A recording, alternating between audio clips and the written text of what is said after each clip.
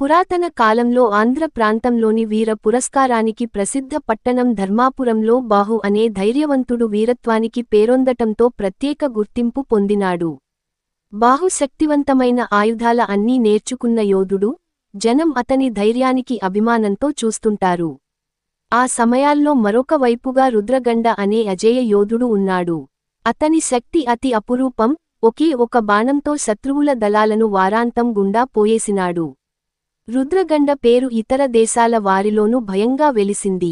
ఒకసారి శత్రువులు ధర్మాపురం మీద విపరీత దాడి అమర్చారు. రాజు దేశాన్ని కాపాడటానికి బాహుని ముందుకు పంపాడు.